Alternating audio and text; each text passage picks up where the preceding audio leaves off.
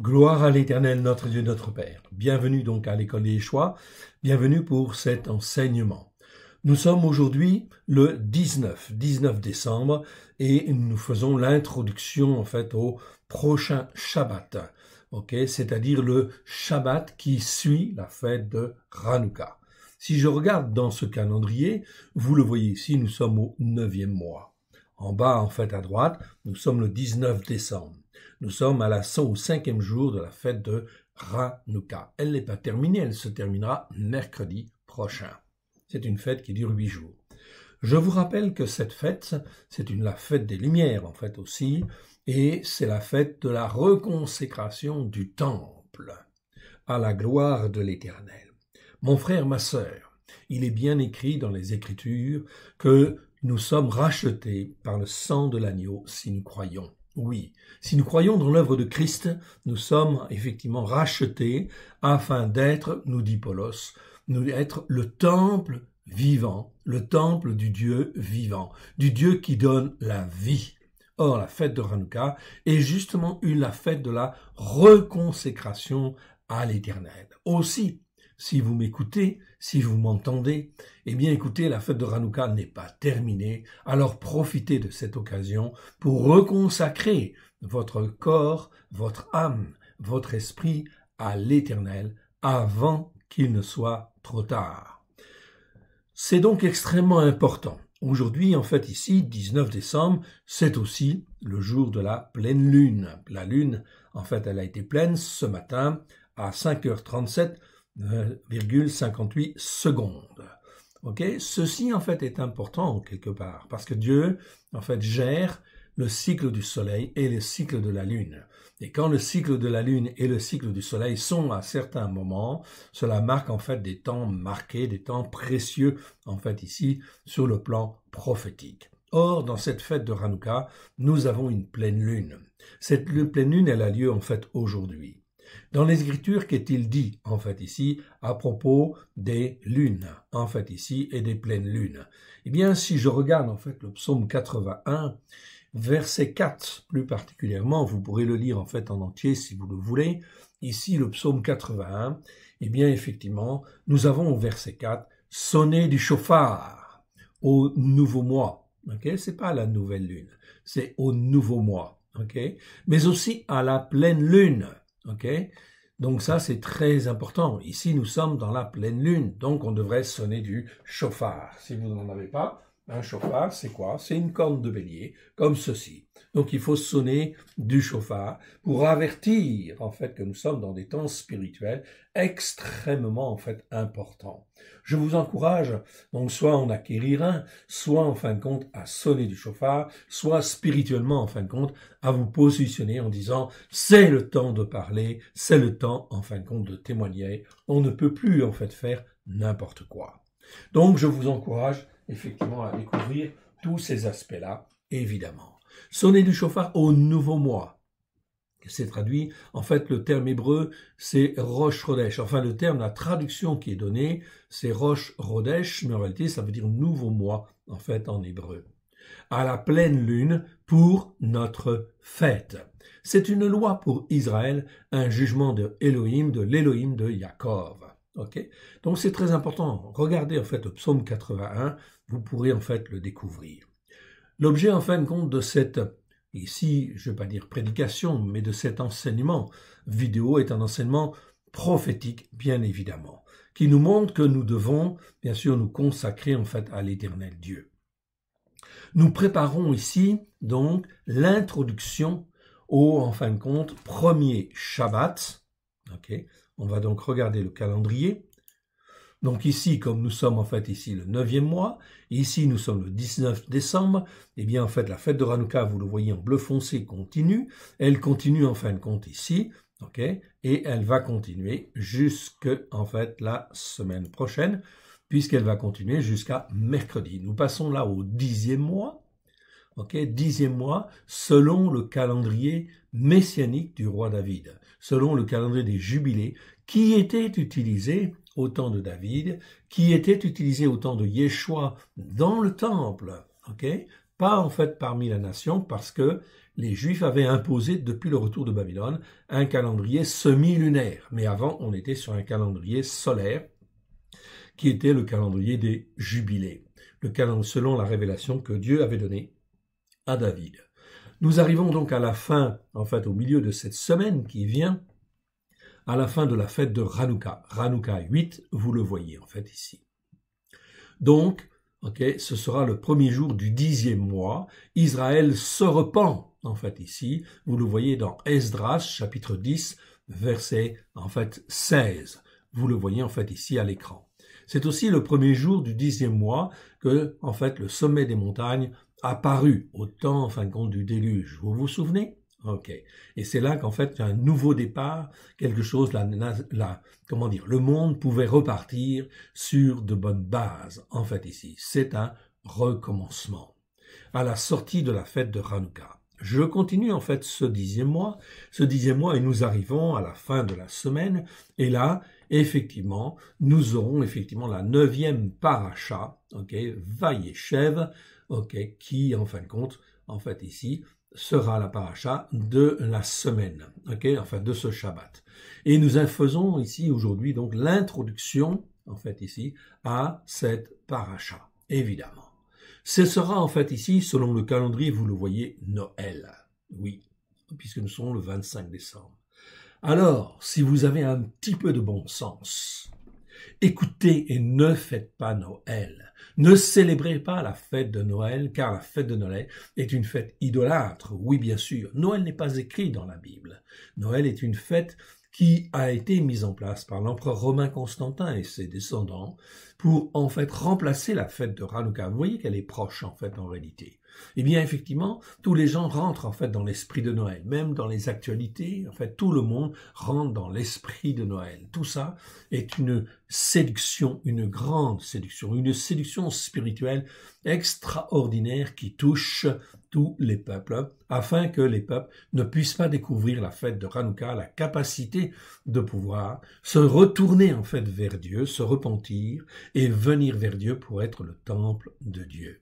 Cette fête de Noël, instituée donc par les catholiques, oui bien sûr, par l'empereur romain Constantin très précisément et ses descendants, eh bien est une fête qui, en fait ici, eh bien occupe en fait l'esprit des gens, l'âme des gens, et font qu'ils ne se tournent pas vers Dieu et ils sont loin. Ils sont dans l'idolâtrie, la pleine idolâtrie, si je puis dire. C'est donc extrêmement grave. Il faut faire en fait un choix et il faut au moins en fait ici s'abstenir de célébrer, s'abstenir en fin de compte ici, de rencontrer aussi sa famille à cette occasion-là, parce que c'est souvent l'excuse en fait ici qui est donnée, je vais voir mon père, je vais voir ma mère, je vais voir ma famille, etc. Et on va célébrer ensemble Noël. Tout cela, mon frère, ma sœur, c'est de l'idolâtrie. L'idolâtrie pure et simple. Voilà pourquoi il faut parler autour de nous, il faut témoigner, il faut dire non en fait à Noël, et à tout en fin de compte ce qui est lié en fait à Noël, car effectivement on tombe là dans l'idolâtrie. C'est quelque chose en fin de compte de très grave, et perpétuer en fait cela, en fait d'année en fait en année, est quelque chose pour les vrais croyants, les croyants dans le Dieu vivant, à Elohim, au travers de Christ Yeshua, de Yeshua, celui qui est appelé le Christ. Eh bien, c'est une abomination quelque part. On peut faire les erreurs, on peut avoir été élevé en fait dans cette tradition, c'est vrai, mais il nous reste à choisir de continuer ou de ne pas continuer, de persévérer en fait dans cette voie mauvaise ou en fin de compte de changer de voie. Je sais bien que ce n'est pas facile. Je le sais très bien. Nous avons fait le choix. Déjà, en fait, il y a de nombreuses années, et nous ne célébrons jamais Noël. Tout simplement parce que c'est de l'idolâtrie. C'est une fête idolâtre. Et qui est contre, en fait, Dieu, contre la parole de Dieu, parce que là, cela attire, en fait, les âmes vers des choses qui sont, en fait, des choses mauvaises. Qui renient Dieu, qui renient la parole, en réalité. Et de plus, Yeshua, mon frère, ma sœur, n'est jamais né en fait un 25 décembre. C'est pas possible, c'était l'hiver. On a étudié ces choses-là déjà, notamment dans les fêtes de Sukkot, fête des tabernacles. On a bien vu en fin de compte que Yeshua ne pouvait naître qu'à la fête des tabernacles, c'est-à-dire en septembre-octobre, selon en fait les années. Et effectivement, en fait ici les bergers sont encore en fait dans les champs. La saison des pluies n'est pas commencée en fait en Israël. La saison des pluies commence toujours après la fête des tabernacles. Ensuite, à la fête de la fin d'année, novembre-décembre, c'est Hanouka, c'est la fête des Lumières, c'est l'hiver. Oui, bien sûr, Yeshua va y aller, effectivement, et va parler de cette fête.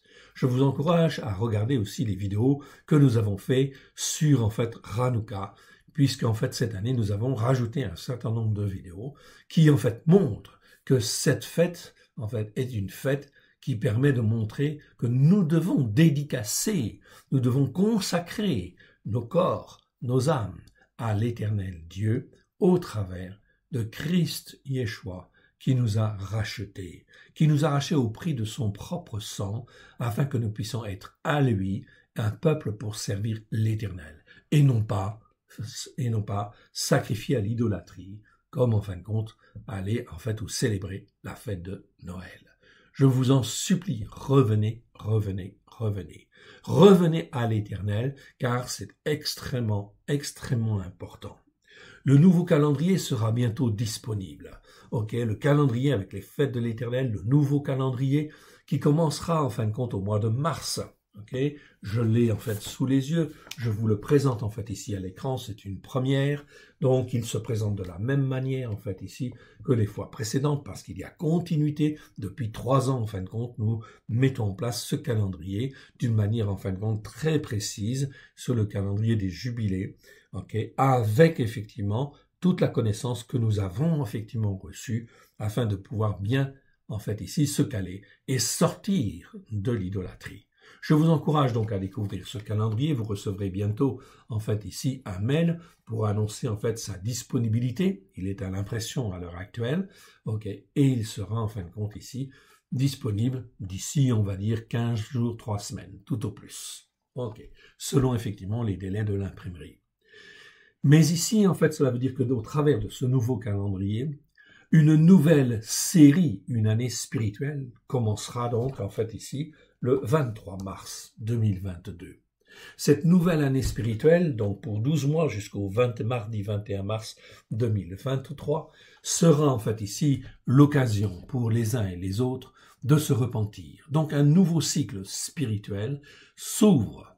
Mais ce cycle-là, sur le plan prophétique, mon frère, ma sœur, est extrêmement important, en ce sens qu'il faut revenir sur les racines hébraïques de la foi, sur la Torah, les prophètes et les psaumes, à la lumière de Yeshua, écouter les fêtes de l'Éternel et les mettre en pratique afin de se former, de s'informer, de se former, et en fin de compte d'être sauvé en fait ici, au travers de Christ Yeshua, de Yeshua, celui qui est appelé le Christ, Yeshua en hébreu Kara Akefour, c'est-à-dire qui est appelé celui qui a fait l'expiation pour nous racheter, il nous a rachetés, pour que nous puissions être un peuple pour Dieu. Mon frère, ma sœur, comment tu peux être un peuple pour Dieu en écoutant et en pratiquant des fêtes idolâtres? C'est impossible. Alors, il va falloir, en fin de compte, se remettre en question très sérieusement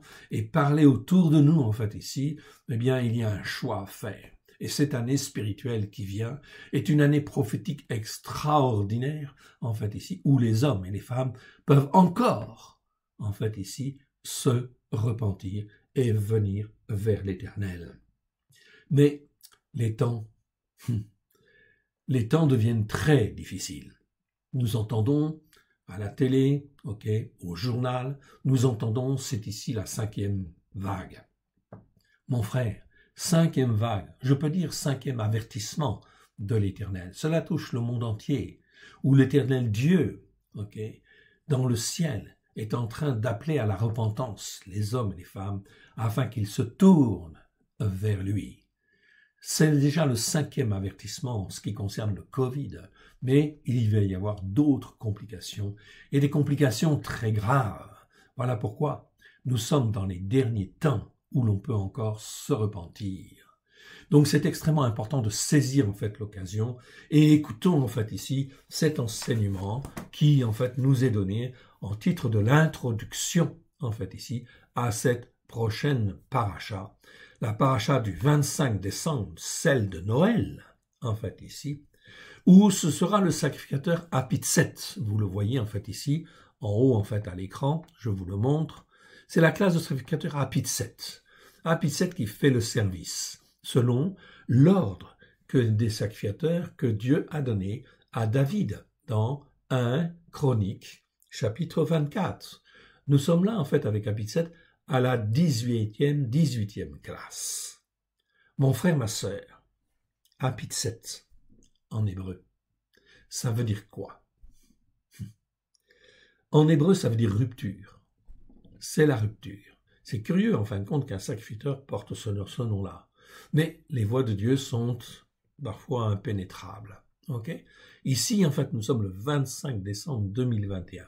Et le sacrificateur qui va prendre, en fait, le service pour cette semaine, donc à Shabbat midi, c'est Apitset. Apitset, ça veut dire rupture. Rupture, en fin de compte, ici, ça veut dire quelque chose de très grave. Cela nous interpelle. Cela veut dire que Dieu, en fait, ici, n'est plus dans sa compassion, n'est plus, au fait, ou ne veut plus être dans sa compassion, et qu'il va falloir choisir. Choisir entre Dieu et puis le monde. C'est donc extrêmement important. Comme par hasard, mais il n'y a jamais de hasard avec l'Esprit de Dieu, avec notre Dieu, nous continuons les enseignements, les introductions prophétiques.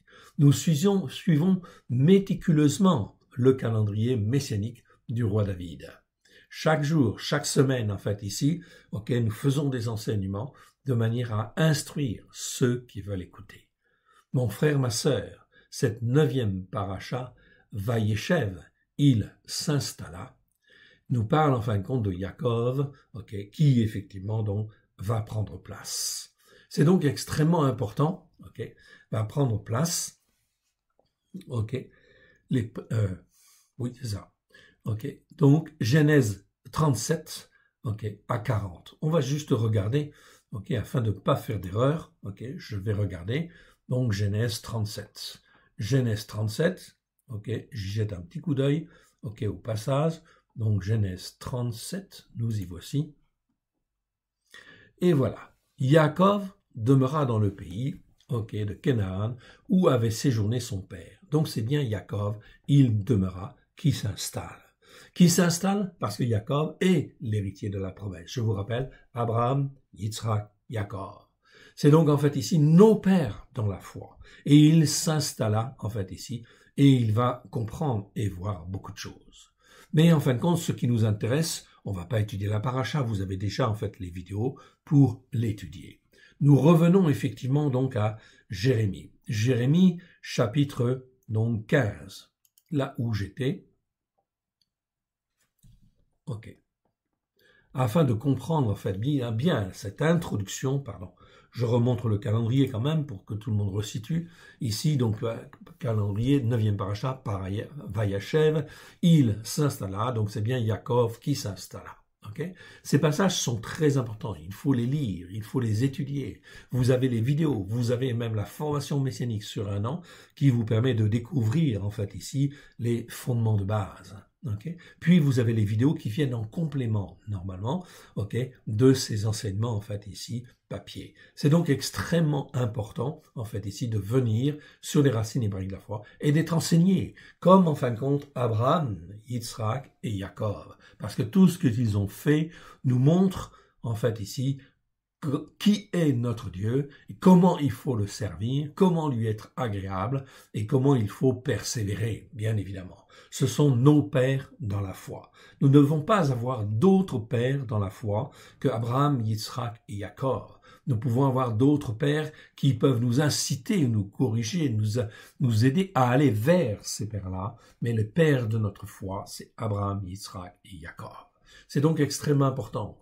C'est effectivement David, c'est effectivement Moshe, c'est effectivement les prophètes, c'est effectivement aussi Yeshua, oui bien sûr, qui est dans la même lignée en fin de compte ici d'Abraham, d'Israël et de Yaakov avec grâce et vérité, et qui est venu accomplir en fait ici une chose merveilleuse, il s'est offert lui-même en sacrifice afin de nous racheter, afin que nous puissions être à lui, et en fait que, étant à lui, nous puissions être formés, façonnés pour être un peuple pour Dieu, pour l'éternel Dieu.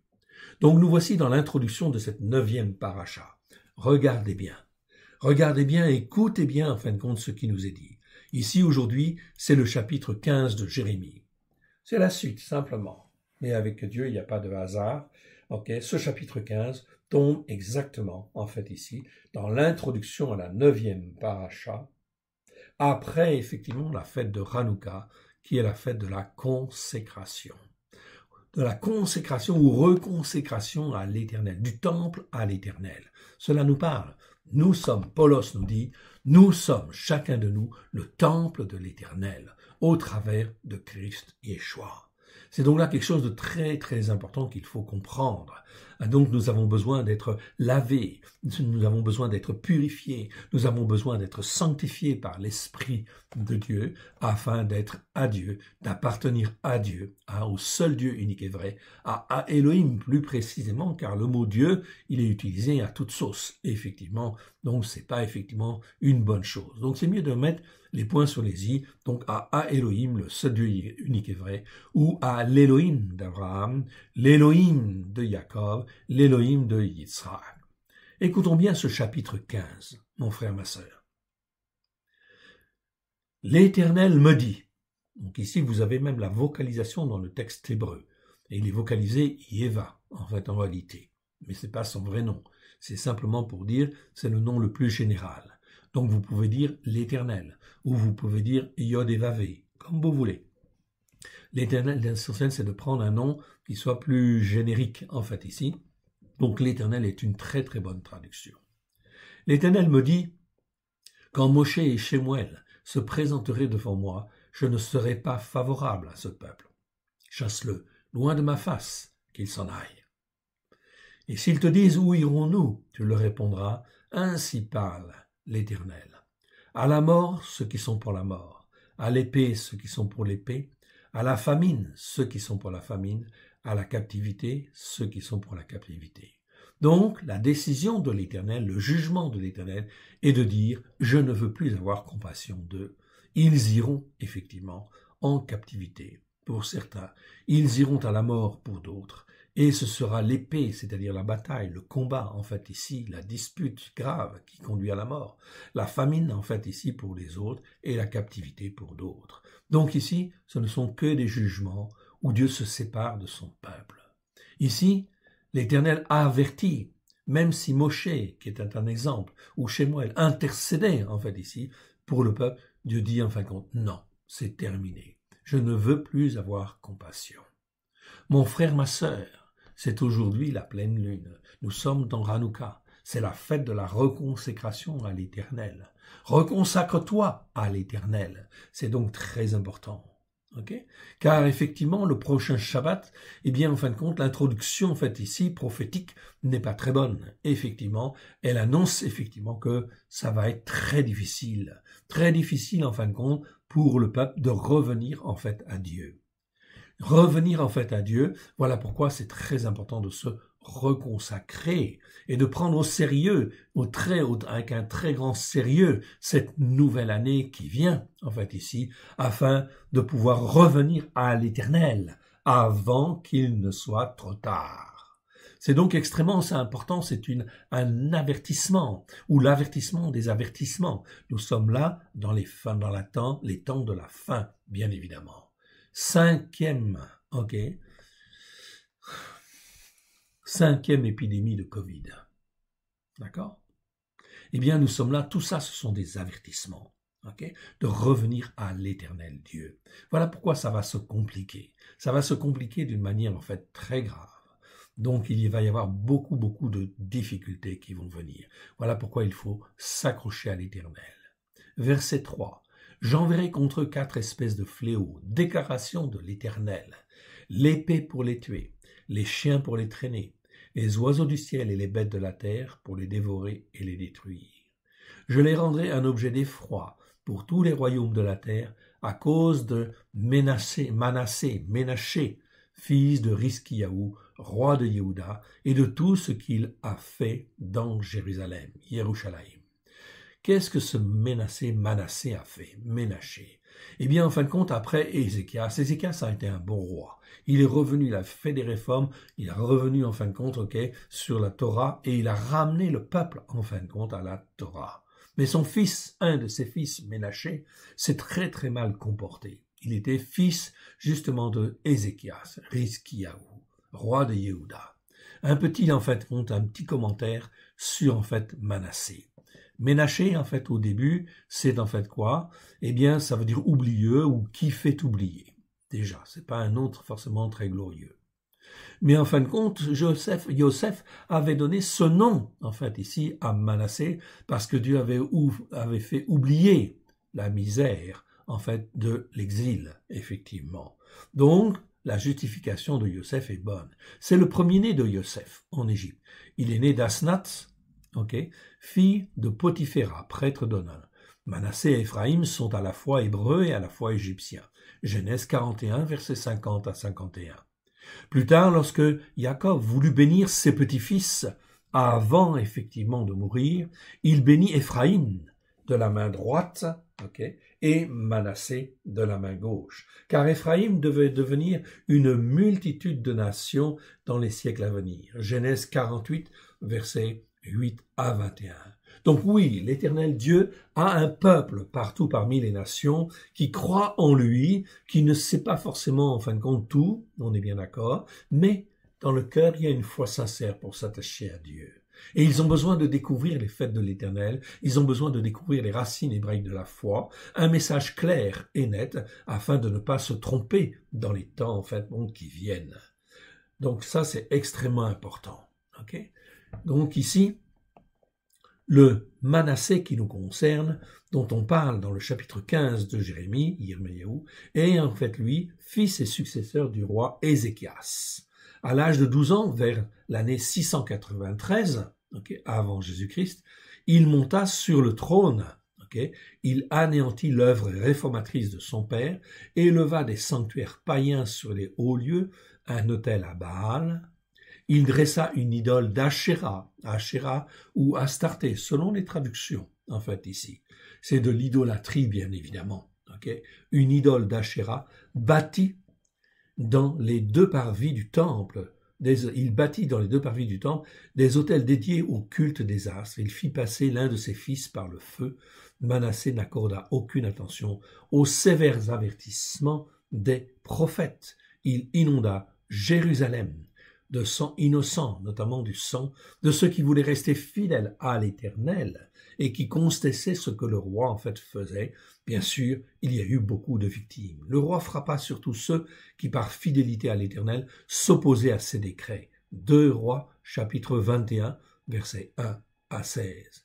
La tradition rabbinique, ici, l'accuse d'avoir fait mourir le prophète Ésaïe en le sciant, mais ceci n'a pas été prouvé. Cependant, ici, dans Hébreux 11, verset 37, on sait qu'il y a des croyants qui ont été, sciés, torturés, etc. Tout à fait. C'est écrit, ici. Donc, c'est possible. Mais, en fin de compte, peu importe, on sait que des exactions extraordinairement mauvaises ont été, faites à ce moment-là. Dieu livra le roi à l'ennemi, bien sûr, Ésarédon, et à Sour-Banibal, roi d'Assyrie, déclare, donc ces deux rois, déclarent avoir reçu le tribut de Manassé. Tout cela est écrit dans le nouveau dictionnaire biblique illustré d'Emmaüs. Et vous avez ensuite la définition, en fin de compte, de Ashéra ou Astarté, qui, en fin de compte, sont très proches. C'est même, des cultes similaires, selon, effectivement, les régions ou les pays où ils sont pratiqués. Donc, ils portent des noms différents. Donc là, on est dans, ici, comment dire, la sexualité idolâtre, ici, où on a des relations avec des femmes, des prêtresses, pour être agréable à Dieu, etc. Bon, tout ça, c'est vraiment, en fin de compte, extrêmement, extrêmement dommageable. C'est effectivement tomber dans toutes sortes, en fin de compte, de travers. Une chose est sûre, ici, c'est une très mauvaise chose. Verset 4. Je les rendrai un effroi, un objet d'effroi pour tous les royaumes de la terre, à cause de Ménaché, fils de Rizkiaou, roi de Yehuda, et de tout ce qu'il a fait dans Jérusalem. Pourtant, Ménaché était un roi juif, de lignée royale, etc. Mais il était corrompu. Malheureusement, en fin de compte, ici, nos autorités, la plupart de nos autorités, ne se tournent pas vers Dieu. Et donc, ne se tournant pas vers Dieu, ils seront entraînés, justement, en fin de compte, à l'idolâtrie, à des choses, en fin de compte, très mauvaises. Et tout le monde ça va s'empirer. Ça va s'empirer, voilà pourquoi il est extrêmement important de s'attacher à Dieu et à s'attacher à la Torah, les prophètes et les psaumes, d'écouter et de mettre en pratique. Verset 4. Verset 5. Qui aura pitié de toi, Jérusalem? Qui te plaindra? Qui ira s'informer de ton état? Tu m'as abandonné. Donc l'Éternel dit très clairement, tu m'as abandonné. En fait, tu es allé en arrière, mais j'étends ma main sur toi et je te détruis. Je suis là d'avoir compassion. Mon frère, ma sœur, cela fait 2000 ans que Christ est venu dans le monde. Que Yeshua est venu dans le monde pour faire l'expiation. Et depuis 2000 ans, en fait, on enseigne les Écritures. Même si les Écritures ne sont pas parfaites, ici, les traductions ne sont pas parfaites, on sait, en fait, ici, ce qui s'est passé. Et en fait, on peut croire au seul Dieu unique et vrai. Et on peut croire qu'il est venu pour sauver au travers de Christ Yeshua. Oui, bien sûr, il y a des témoins pour cela. Verset 7. Le Seigneur dit, « Je les vanne avec le vent, aux portes du pays. Je prive d'enfants, je ferai périr mon peuple qui s'est détourné de ses voies. » Donc voilà un avertissement extraordinaire, extrêmement fort, extrêmement puissant. Dieu est là d'avoir compassion. Il a vis-à-vis de son peuple, qui s'est détourné de ses voies. Dans Jérémie chapitre 6, verset 19, vous le voyez en fait ici, Dieu dit en fait ici, « Écoute terre, voici je fais venir sur ce peuple le malheur, fruit de ses pensées, car ils n'ont point été attentifs à ma parole, à mes paroles, ils ont méprisé ma Torah. » Torati en fait en hébreu. Ils ont méprisé ma Torah. Mon frère, ma sœur, aujourd'hui, quel est les croyants ou le croyant qui effectivement, en fait, écoute les enseignements de la Torah pour se former, se façonner et être agréable à Dieu. Au travers de Christ Yeshua, c'est-à-dire avec grâce et vérité, le sang de Yeshua a coulé, nous a rachetés, afin que nous puissions nous attacher au seul Dieu unique et vrai. Alors, pourquoi n'écoute-t-on pas? On crée en fait à la place des religions catholiques, religions protestantes, religion évangélique, etc. ou autres, peu importe, mais on n'est pas sur la Torah. On ne veut pas écouter et mettre en pratique ce que Dieu veut. Dieu n'a jamais aboli la Torah et il ne l'abolira jamais. Parce qu'on voit dans Ézéchiel, dans les temps messianiques, que Dieu, en fin de compte, enseignera sa Torah. On continue en fait ici. Retenez en fait ici ce verset. Vous pouvez le voir, Jérémie 6, 19. On continue avec Ésaïe, chapitre 9, verset 12 à 16. Le peuple ne revient pas, malgré les coups. Malgré les coups. On peut en fait aller voir Ésaïe, donc, chapitre 9, verset 9 à 16. Donc, Ésaïe, chapitre, j'ai oublié le verset, donc 9, 12. Eh bien, on va lire. Ésaïe 9, 12. Eh bien, on y va dans Ésaïe 9, 12. Vous allez voir. Autant, en fin de compte, d'Ésaïe, ce qui s'est passé. Eh bien, c'est très clair. Ésaïe 9 et 12. Voilà. Ésaïe 9, 12. Je vous le montre, en fait, ici. Voyez ce que l'Éternel, en fait, dit, en fait, ici. Le peuple ne revient pas à celui qui le frappe. Il ne cherche pas l'Éternel des armées. Aussi, l'Éternel arrachera d'Israël la tête et la queue, la branche et le palmier et le roseau en un seul jour. La tête et la queue, c'est tout ce qui, en fait, ici, gouverne. Qui était censé gouverner, en fait, ici, et en fait, gérer, en fait, les choses, en fait, ici, pour le peuple. Le Zaken, l'ancien, et celui qui porte l'autorité, c'est la tête et le prophète. Qui enseigne le mensonge, c'est la queue, en fait, ici. Qui enseigne le mensonge, c'est la queue. Donc, vous voyez comment il tourne. Ceux qui conduisent ce peuple l'égarent, et ceux qui se laissent conduire se perdent. C'est pourquoi le Seigneur ne saurait se réjouir de leurs jeunes hommes, ni avoir pitié de leurs orphelins, de leurs veuves, car tous sont des impies et des méchants, et toutes les bouches profèrent des infamies. Malgré tout cela, sa colère ne s'apaise point, et sa main est encore étendue. Donc c'est très important ces passages. Dieu ne change pas, il est toujours le même, hier, aujourd'hui et demain. Il a donné sa Torah, bien évidemment, voilà pourquoi il ne faut absolument pas la remettre en question, mais au contraire, l'écouter et la mettre en pratique. Je reviens donc à mon chapitre 15 de Jérémie. Ok, nous y voici. Et en fin de compte, ici, nous étions ici à Ésaïe 9, verset 12. Je continue en fait ici, Amos chapitre 4, versets 9 à 13. Je vous ai frappé et vous n'êtes pas revenu. Prépare-toi à la rencontre de ton Dieu. Voilà encore un avertissement prophétique extraordinairement important. Amos chapitre 4, versets 9 à 13. Prépare-toi à la rencontre de ton Dieu. Si je vais voir en fin de compte ici Amos, eh bien en fin de compte, vous allez voir. Donc Amos 4, ok. Allez, Amos 4. Amos 4, versets 9 à 13. Allez, allons-y. Allez, on y va. Amos 4. Voilà. Je vous ai frappé, verset 9, regardez bien. Je vous ai frappé par la rouille, par la nielle. Vos nombreux jardins, vos vignes, vos figuiers, vos oliviers ont été dévorés. Dévorés par quoi? Par le gazam, c'est une forme de sauterelle. Malgré cela, vous n'êtes pas revenu à moi, déclaration de l'Éternel. Mon frère, ma sœur, ouvre les yeux, regarde à droite, regarde à gauche, et tu verras que non seulement il y a en fait l'infection du Covid, c'est la 5e vague, mais tu vas voir en fait aussi, il y a des problèmes à droite, il y a des problèmes à gauche, en fait ici, économiques, etc. Ok, tout montre ou tout démontre d'une manière claire et d'une manière évidente que l'Éternel Dieu est en contrôle et veut interpeller les hommes et les femmes, les nations, les chefs, les rois, etc., et tous les croyants du monde, car l'Éternel est à l'œuvre. Il est Dieu. 2000 ans qu'il a envoyé son Fils unique en sacrifice, afin que quiconque croit puisse avoir la vie éternelle. Nous sommes en 2021. Et encore aujourd'hui, eh bien, est-ce que nous voyons que la foi, elle a grandi? Non, pas beaucoup. Ok. Bien sûr, il y a des hommes et des femmes à droite et à gauche qui croient. Oh oui, bien sûr. Mais sont-ils encore bien sur la Torah, les prophètes et les psaumes à la lumière de Yeshua? Ok, il faut se poser en fait encore les bonnes questions. Mais il faut revenir. Verset 10.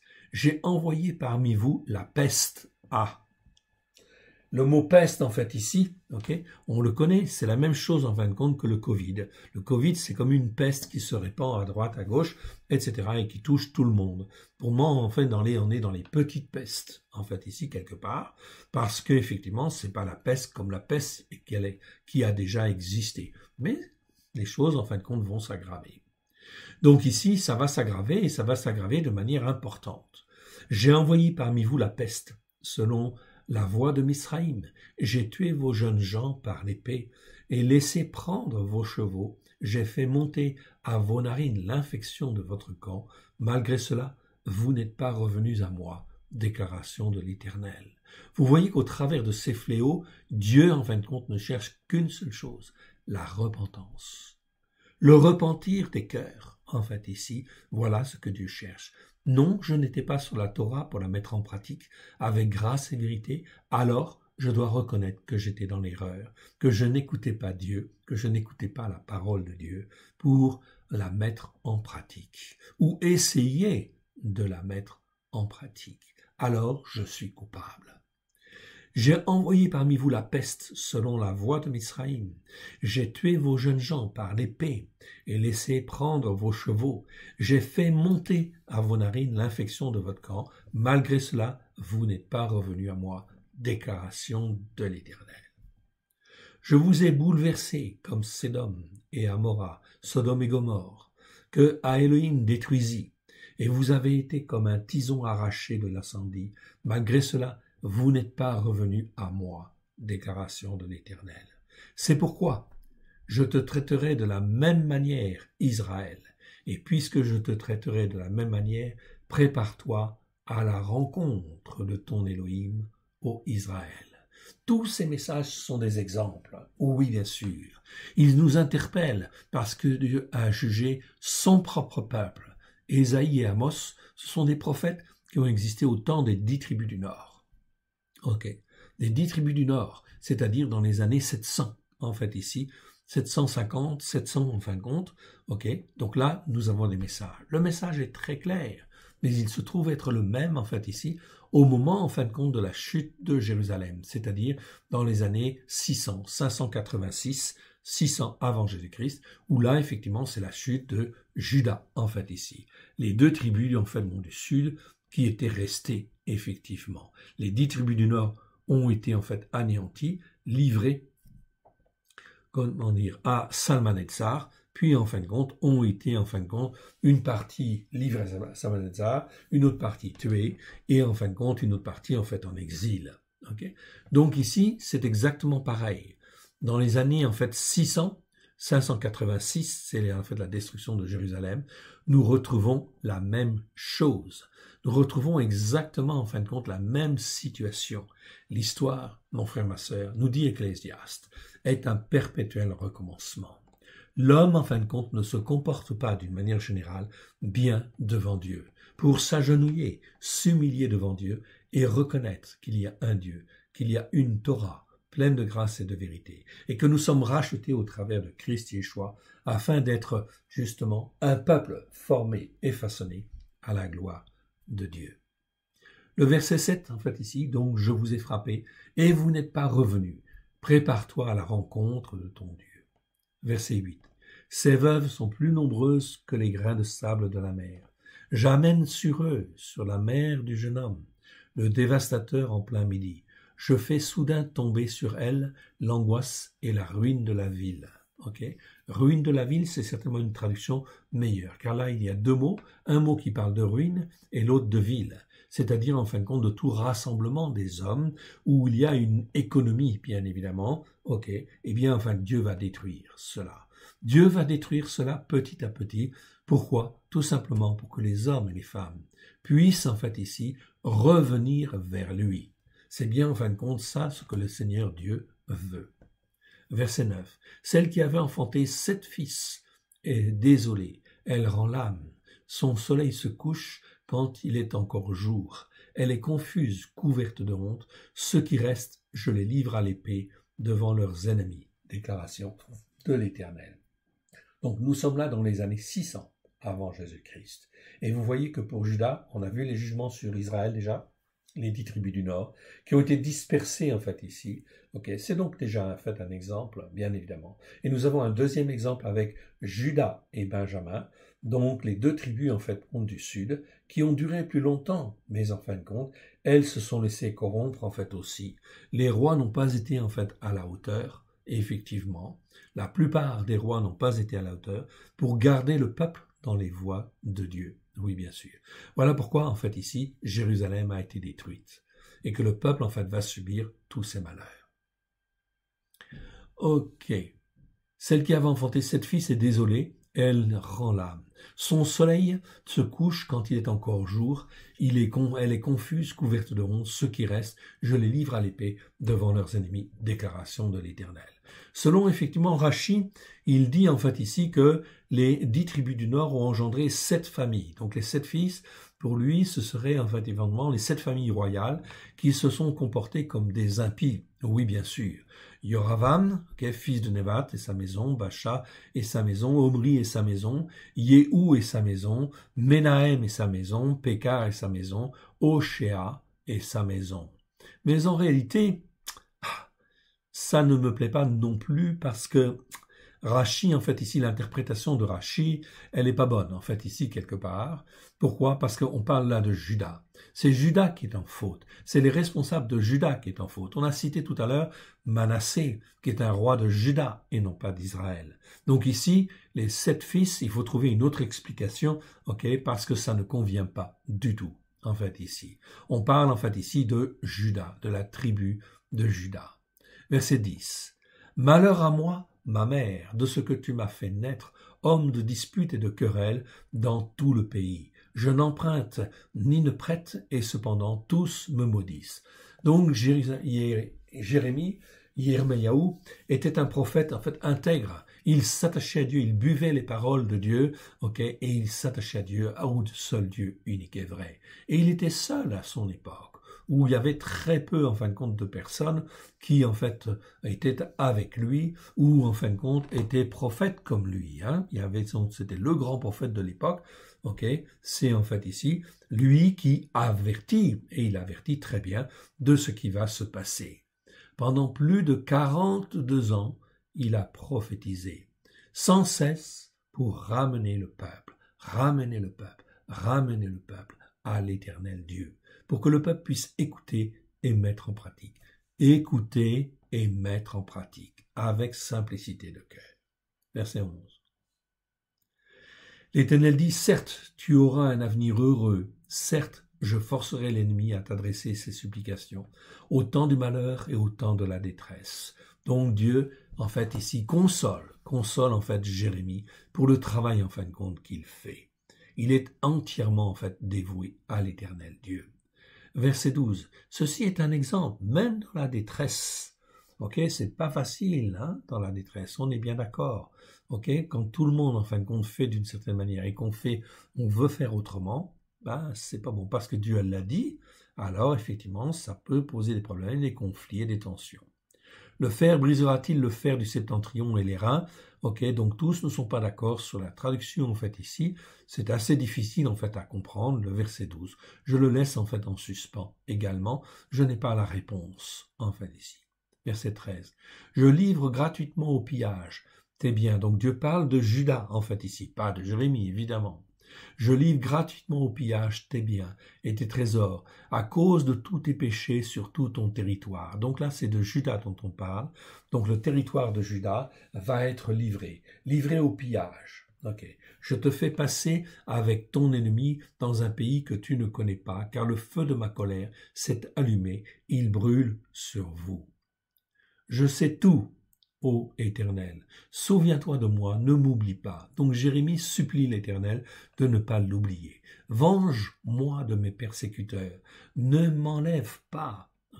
Ne m'enlève pas. Tandis que tu te montres lent à la colère, sache que je supporte l'opprobre à cause de toi. Donc Jérémie a des petits moments comme ça de faiblesse, oui bien sûr, parce qu'il est un homme, parce que nous sommes tous sujets à la faiblesse. Voilà pourquoi il faut nous entretenir, car nous pouvons être relativement seuls dans un combat, mais il faut s'attacher à l'Éternel et rester attaché à l'Éternel. D'où l'intérêt d'avoir une certaine discipline, discipline de prière, discipline en fait ici, pour se maintenir attaché à Dieu et ne pas déraper. C'est pas un travail facile, mais si Dieu nous a choisis, alors c'est parce que, en fait, il nous fortifie et il nous rend capables. Verset 16.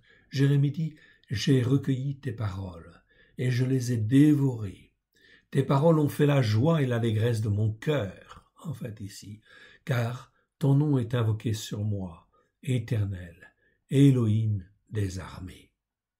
Donc ici, Jérémie en fait est très clair, bien sûr dans ce temps difficile, et nous rentrons dans un temps difficile, très difficile, très difficile, où en fin de compte, après en fait ici, ce Noël, cette fête de Hanouka en fait ici, eh bien ici les hommes et les femmes ont eu à choisir déjà, mais ça va s'aggraver. Ça va donc s'aggraver parce que les hommes et les femmes sont loin d'écouter Dieu, loin d'écouter et de mettre en pratique. Oui, on pense aux vacances. Regardez, les stations de ski, etc. sont pleines, en fait, ici, ou quasiment pleines. On pense, en fait, à se distraire. On pense à se changer, en fait, changer la tête du Covid, etc. Mais on ne se pose pas les bonnes questions. On ne revient pas à l'Éternel. Ce qui est important et fondamental, c'est revenir.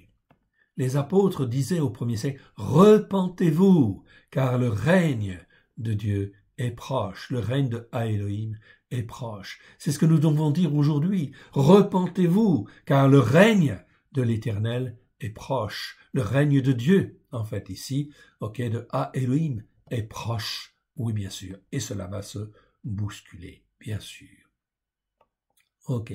J'ai recueilli, verset 16, j'ai recueilli tes paroles et je les ai dévorées. Tes paroles ont fait la joie et l'allégresse de mon cœur, car ton nom est invoqué sur moi, ô Éternel, l'Élohim, Élohim des armées. Verset 17. Je ne me suis point assis dans le conciliabule, des moqueurs, donc dans l'assemblée, en fait, des moqueurs, si vous voulez. C'est-à-dire dans l'intimité secrète, en fait, des moqueurs. Donc ici, Jérémie, il marchait à part. Mon frère, ma sœur, nous devons apprendre à marcher à part aussi, en fait, ici, des gens de ce monde, en fait, ici, qui, en fin de compte, font toutes sortes de choses qui ne sont pas bonnes devant Dieu. Je me suis point assis dans le conciliabule des moqueurs, afin de m'y réjouir.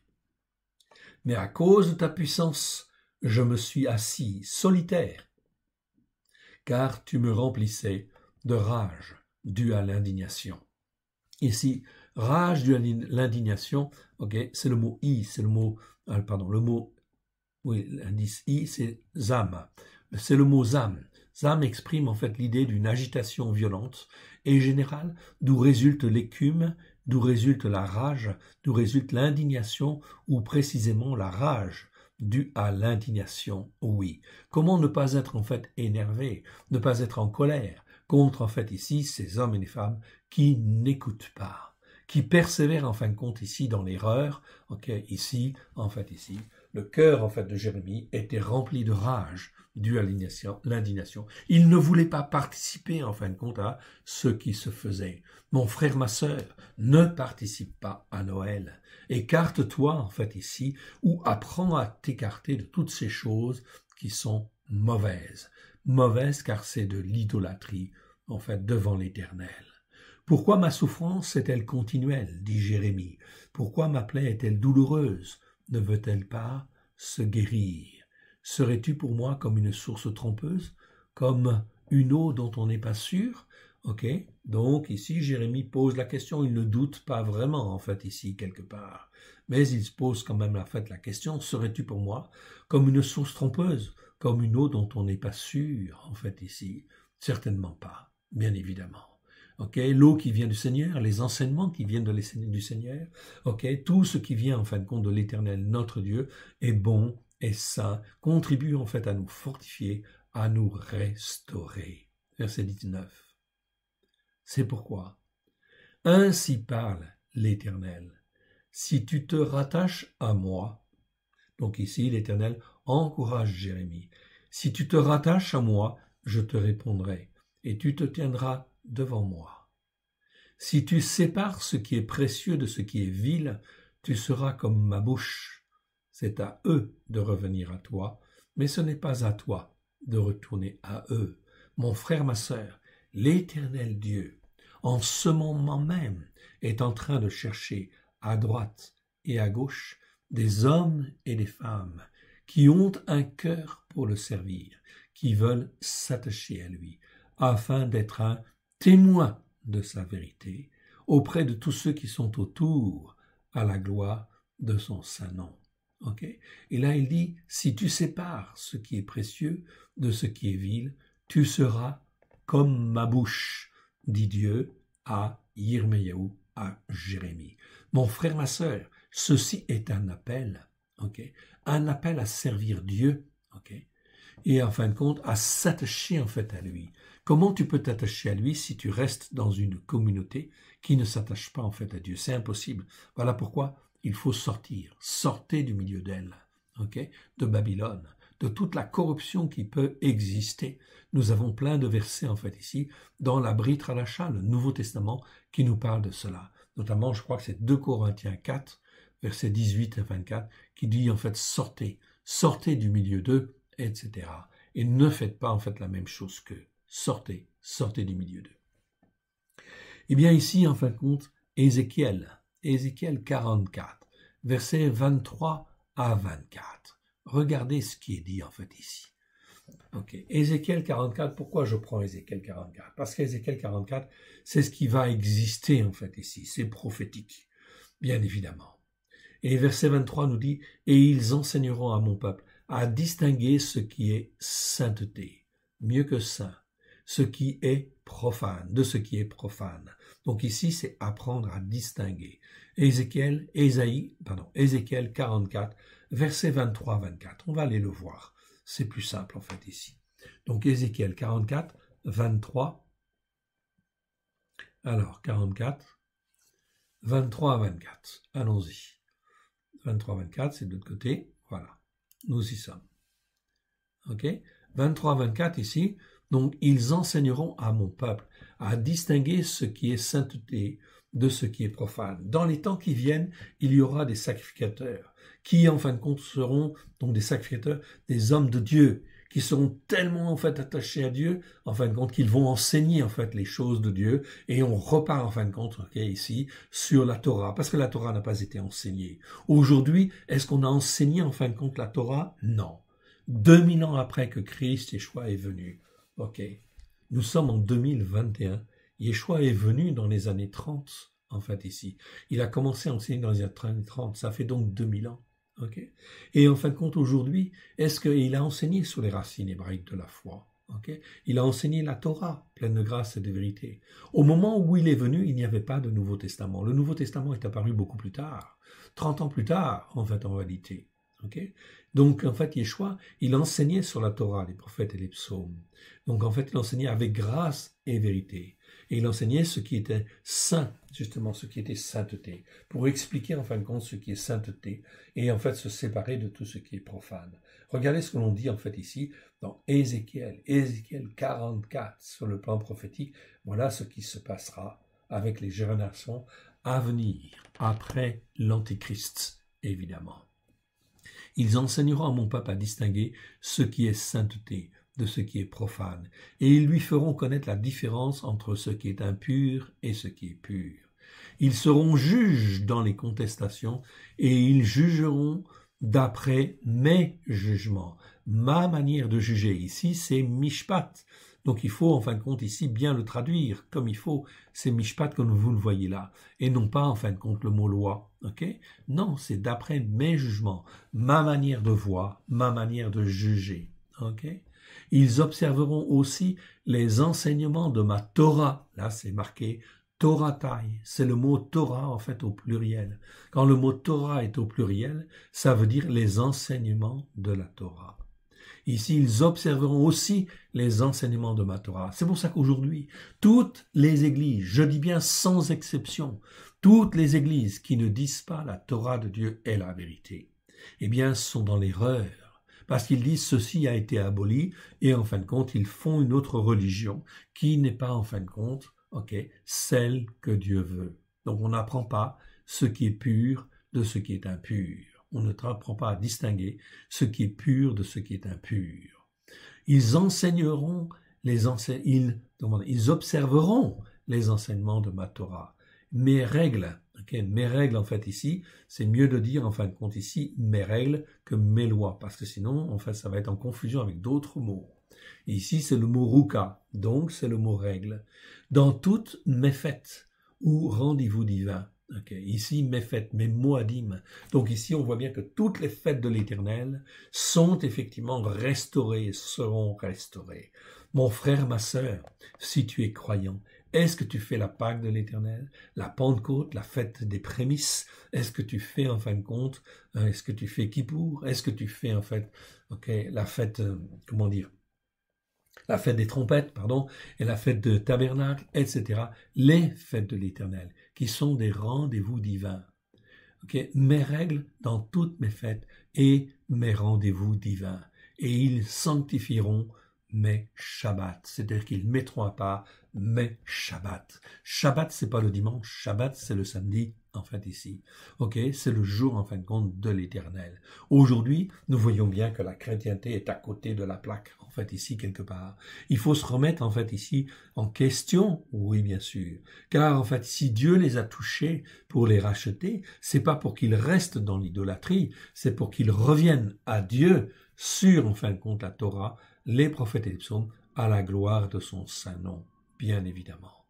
Ok, ça c'est très important. Donc on voit dans Ézéchiel 44, Yéreskel 44, on voit bien que, en fait ici, il y a bien un retour à la Torah et à la célébration des fêtes qui sont là pour entretenir le croyant dans la foi. Ouais, oui, bien sûr.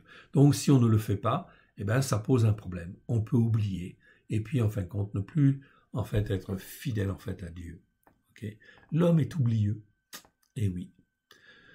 Donc on va ensuite ici, donc si tu sépares ce qui est précieux de ce qui est vil, tu seras comme ma bouche, dit Dieu à Jérémie.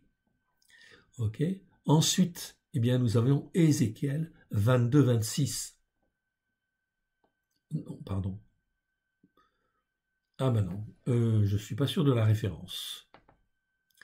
Ces sacrificateurs violent ma Torah et profanent les sanctuaires. Ils ne distinguent pas. Non, c'est Ézéchiel. Hein. C'est Ézéchiel 2,26, je pense. On va aller voir. Ézéchiel. Je ne vais pas vous donner une mauvaise référence, donc on va regarder. 2,26. Alors, 2,26. Non, c'est pas 2,26. C'est 22, peut-être. Bon, peu importe, je retrouverai.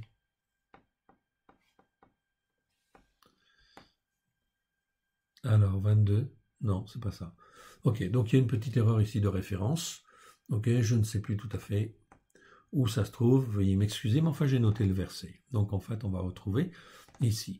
Donc Ézéchiel, je pense que c'est Ézéchiel.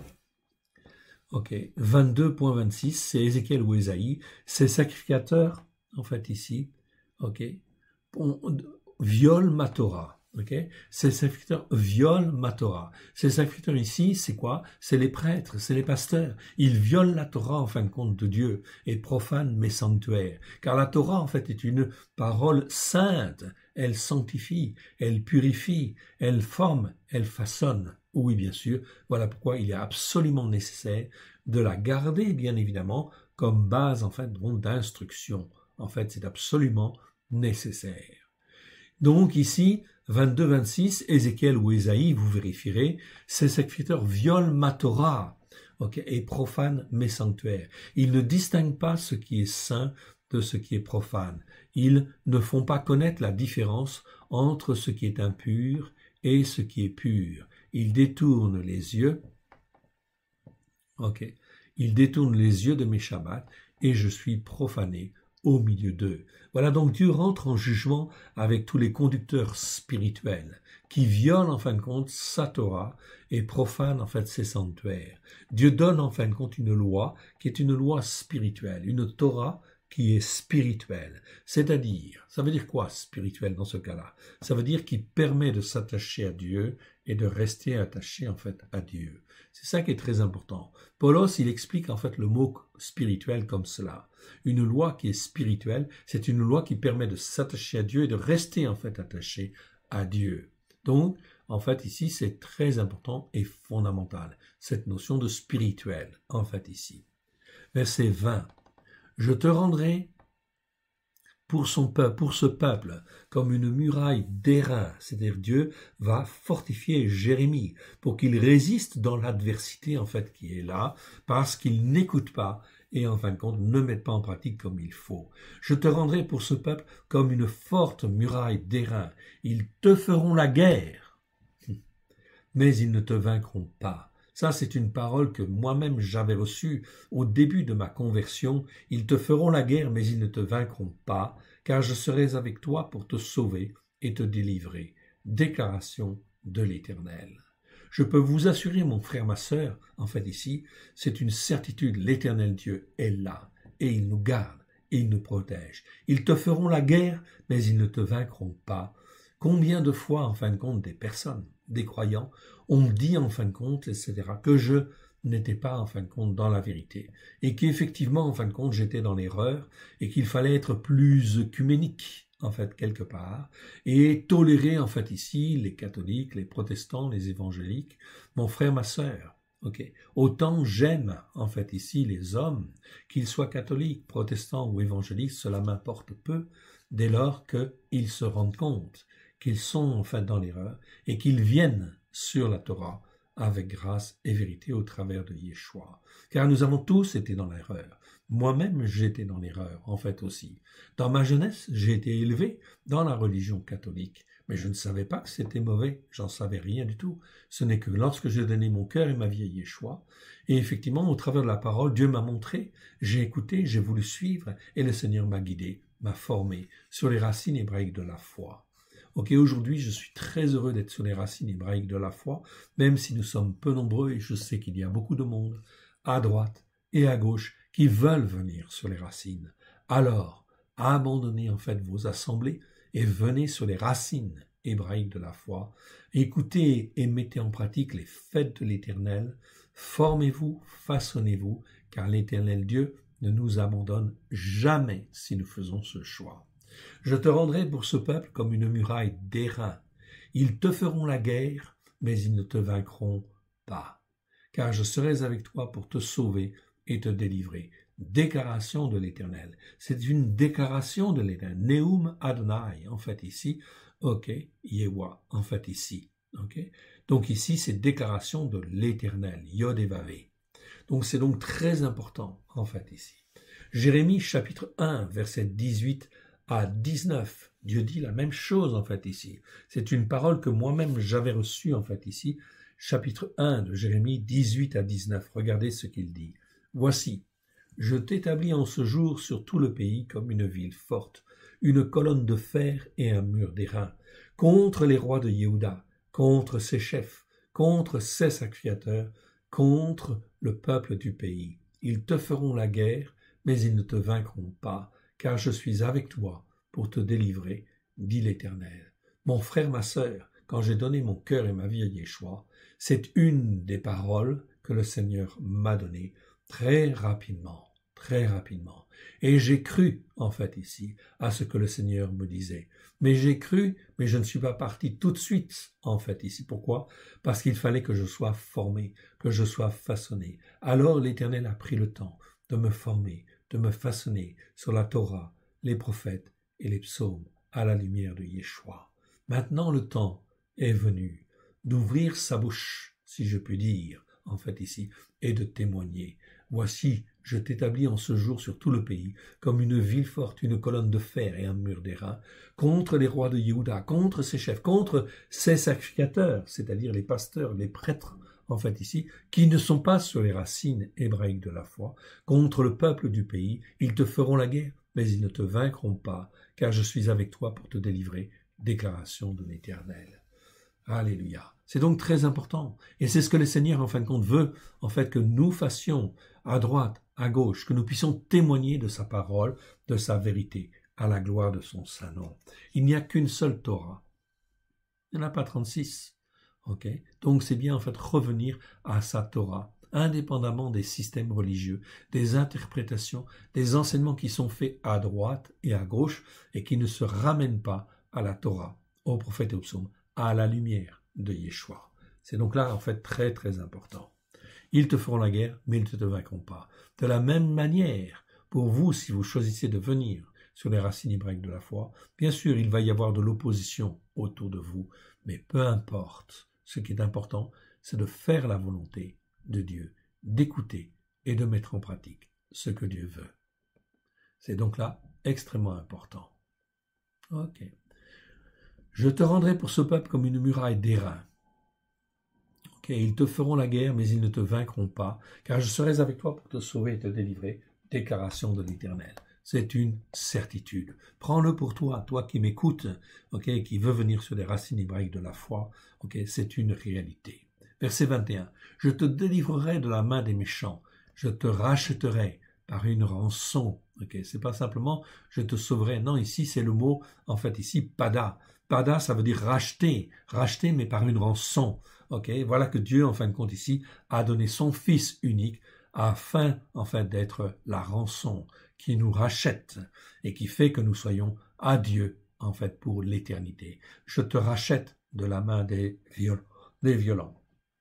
Voilà, en fin de compte, ici, ce passage. Ce passage est donc un passage, en fin de compte, très difficile, prophétique, oui, bien sûr, où Dieu dit, en fin de compte, qu'il est là d'avoir compassion. Voilà, mon frère, ma sœur. Donc, extrêmement important. Parle autour de toi, ok? Parle de ce nouveau calendrier, en fait, aussi qui vient, etc. Car, en fait, une nouvelle année spirituelle va se mettre en place à partir du 23 mars 2022.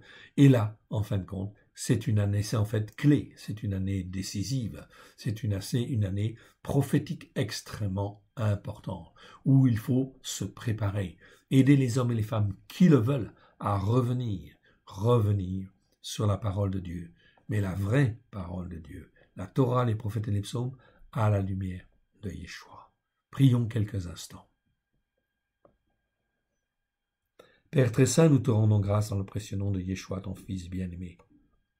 Tu es le maître du ciel, tu es le maître de la terre, tu es le maître de toutes les circonstances, oui bien sûr, c'est toi qui permets les circonstances présentes aujourd'hui, afin d'interpeller les uns et les autres à la gloire de ton saint nom, afin qu'ils n'aillent pas à droite et à gauche écouter n'importe quoi, mais qu'ils puissent venir sur ta Torah, pleine de grâce et de vérité, au travers de Christ Yeshua. Que ton nom soit béni, honorez-lui toujours et partout. Aide-nous, mon Dieu, mon Père, à te faire plaisir. Suscite à droite et à gauche des hommes et des femmes qui soient ancrés sur ta Torah, pleine de grâce et de vérité, afin d'être un témoin de ta vérité à la gloire de ton saint nom.